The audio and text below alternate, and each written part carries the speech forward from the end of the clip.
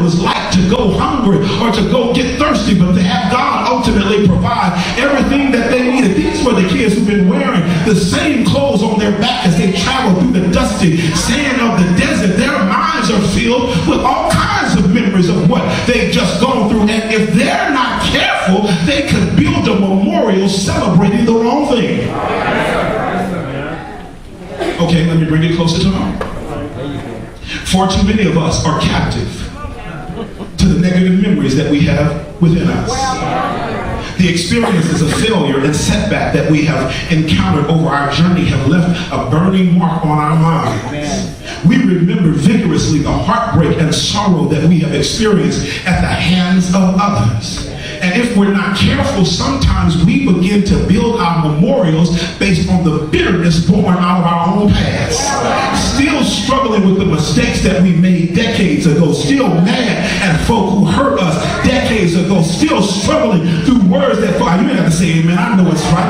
Still hearing the words of somebody telling you you wasn't cute enough or tall enough or light enough or dark enough or thin enough or big enough, and you built yours. Every time you walk to the mirror, you see the same words echoing back in that mirror, and you have built in that bathroom a memorial to your own lack of esteem for yourself. You have built in your own life memorials to what others have done for you. Every time you walk past that picture of that joker that left you 40 years ago, you're still mad, but that picture is still there, for it is a memorial to your own heartbreak. Every time you see little June bug who look just like their mama or daddy, you get mad all over again, because it is a memorial to something that did not work. Every time you hear somebody get a new car, a new dress, or a new pair of shoes, you're mad because you're thinking about, why is that me? How come that didn't work out for me? And you built a memorial to your own setback. And God is saying that's the wrong story to build your memorial on. Building monuments to your own setbacks. Building monuments to your own sense of failure. God is not saying that those moments are not real in your life. He's saying that's not what the memorial should be built on. Because your life is about more than your failure. Your life is about more than your setback. Your life is about more than who hurt you. Your life is about more than your heartache. Your life is bigger than your sorrow. Your life is bigger than your setbacks. Your life is based on something greater than your pain. So what should the memorial be built on? Well, let's look at what the text tells us. It tells us that God gave Joshua some clear instructions. He said, listen, take the priests, let them walk out into the midst of Jordan. Once they get to the middle of Jordan, the river is going to ebb back. And you see this in the 3rd and 4th chapters of the book of Joshua. And then the rest of the folk will be able to walk on by. It is important for us to note that he's talking to the Levites first. They are the ones who are responsible for walking out into the midst of the Jordan. The reason that they are walking out to the midst of the Jordan is because they carry the Ark of the Covenant on them. The Ark of the Covenant is the presence of God in the midst of the community.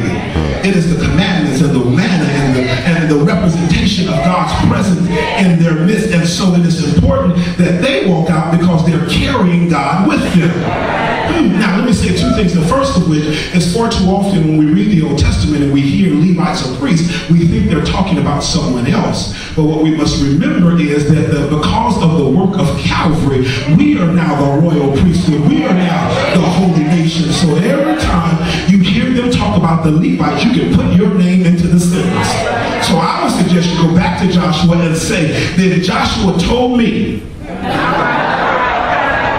that I, bearing the presence of God, should walk out into the midst of Jordan. Now he's telling me that it's got to be me because I'm the one carrying the presence of God. Somehow the fact that God is working in me is going to make the difference to my outcome. Let me just take 5 seconds to make a side route. So if you don't have the presence of God with you, you can fool us, but you won't fool the river. You know, in the New Testament, there's a time when the sons of Sceva go to a man and try to get a demon out. And then the demon said, listen, Paul I know, Jesus I know, but who are you? You might fool me sometime, because I know you can shout right, you can say all the right things. I know you know all the church etiquette, but